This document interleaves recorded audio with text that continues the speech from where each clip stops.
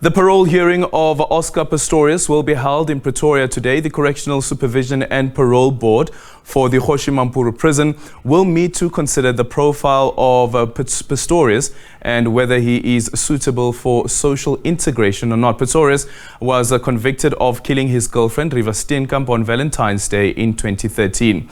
This is the second time the parole board is meeting to decide whether Oscar Pistorius should be released on parole or not. The Blade Runner has already served 10 years behind bars following a televised trial and retrial watched by millions around the globe. If released on parole, Pistorius is expected to live with his uncle in Valentine in Pretoria. Let's now quickly go to our reporter Hasina Gori, who's following up on this story. Hasina, this has been a contentious issue, of course. We know that the Constitutional Court has also intervened in this particular matter. Tell us where we stand now and what the expectation is from the parole board, considering that the ruling before, considering the Supreme Court of Appeal's ruling that Oscar Pistorius was already eligible for parole earlier in the year. Good morning. As you know, this morning.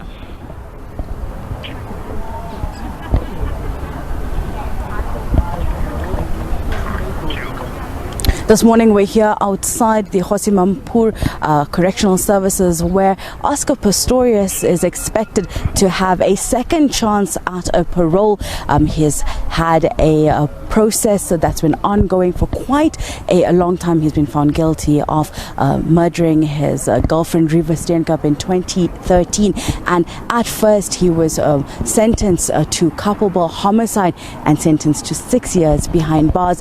Through a lengthy process of appeals, the prosecutors first went through the process of appealing the conviction, getting it upgraded to a murder sentence, and then also the sentencing, which was also 6 years at that point, getting it then upgraded to 15 years, which is the minimum sentence here in South Africa. But the court took into account that he had already spent at least 1 year and 7 months behind bars for the culpable homicide case. That's why he was then sentenced to 13 years and 5 months. He then brought a parole appeal this year, which was then denied, saying that he was only eligible for parole next year, given that he had not serve at least half of his sentence.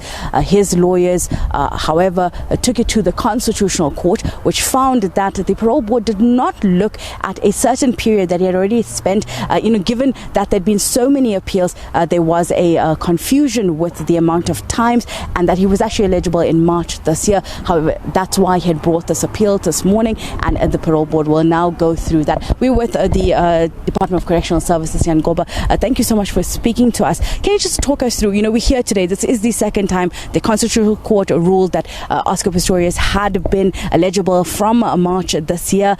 Is this process today just an admission that there was an error on that side?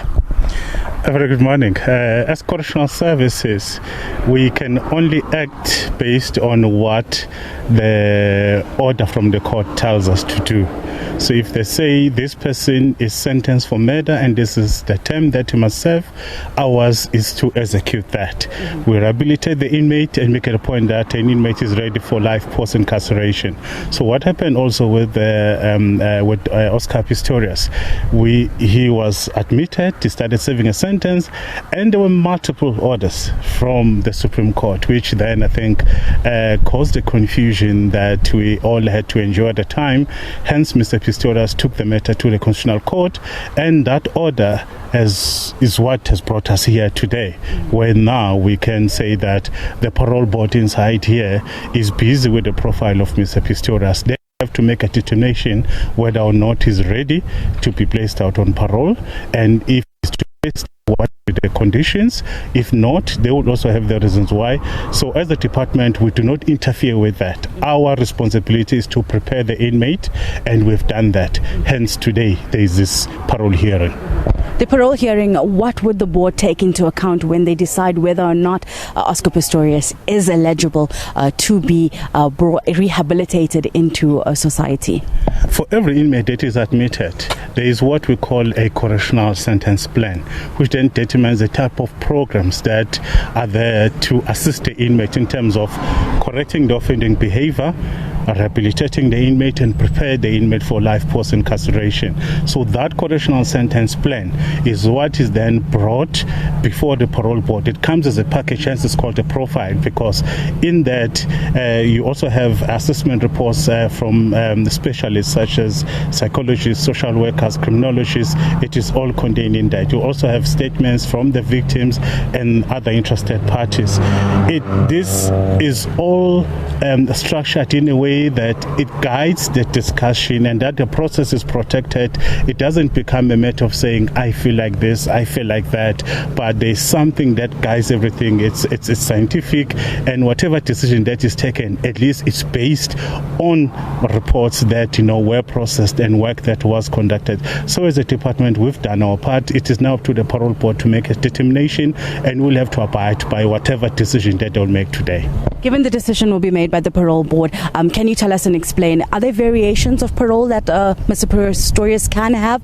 And also, if they decide today that he can be eligible for parole, would he see himself be released before Christmas, today? What's that time frame? The parole board makes a determination in terms of what should be the conditions, and in those conditions they may even decide saying perhaps this person will have this type of conditions based on the risk that they may have identified. I'm just talking in general, not about Mr. Pistorius.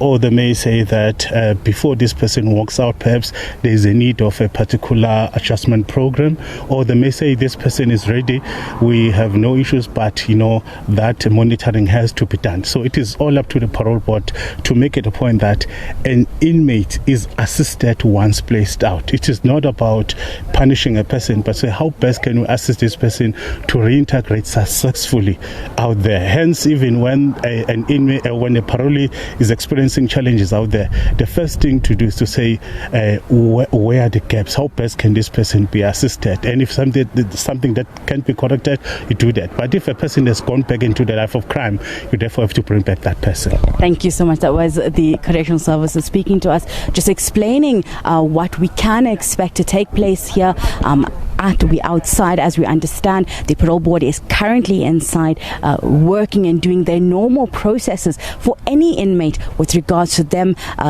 reaching a decision with regards to the parole. We know that Oscar Pistorius is facing jail time and behind bars for the death of Reeva Steenkamp. She had left behind family members. Her mom, June Steenkamp, has spoken quite openly to the media over the years, describing their life following this process and this circumstances. We know she's not going to be here this morning. Neither is the lawyer of the family going to be here. But we have the family spokesperson specifically for the mom, June Steenkamp, Robert Matthews. Thank you so much for speaking to us. We're here outside, the prison where Oscar Pistorius is being determined whether or not he would be released. Can you tell us, just from June Steenkamp's side, you've spoken to her, how is she faring today? I think June has had a very difficult year. It started off in March when there was a parole hearing, and she came to that hearing. The outcome of that is known. And then later on in the year, it was Reeva's 40th birthday, and again a huge milestone.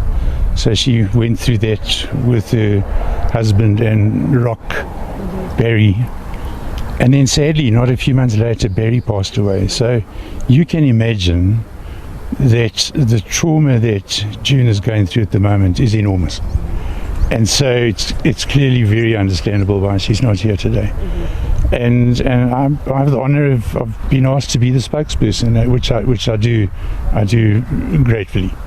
As a father yourself, and as someone who's walked through this process yourself, how are you, feeling right now? Seeing this process unfold.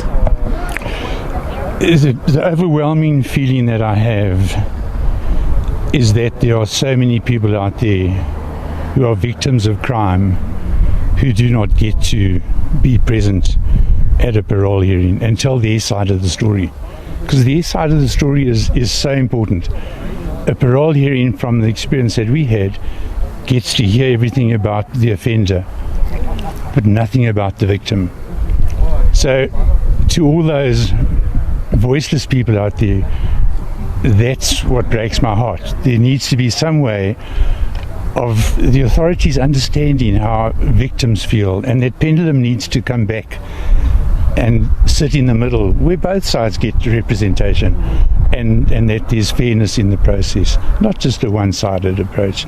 And I think parole boards sit and do the best they can, but if they don't have the information, it's very difficult to make decisions adequately, I think. So that's my overwhelming feeling about this. We know you are going to read out the victim impact statement from June just later on this morning, but just before we go into that, where is June Steenkamp's stance right now when it comes to parole for Oscar Pistorius? I'd like to deal with it in the victim impact statement, because she does deal with it at that point, and I think she does it very adequately. Thank you so much. We will be speaking to Rob later this morning when he will be, as he said, reading out the victim impact statement of June Steenkamp, which is the mother of Reeva Steenkamp. They had really been going through quite a traumatic time since the passing and the killing of Reeva Steenkamp. It's been almost a decade of them trying to just deal and heal with this crime that took place and took the life of their daughter. We're going to hear from the family themselves through Rob Matthews, who will read out the statement. Also share with us what June Steenkamp is feeling at the moment, but also we'll hear from the parole board later this morning on that decision on whether or not Oscar Pistorius will be out of jail later this year.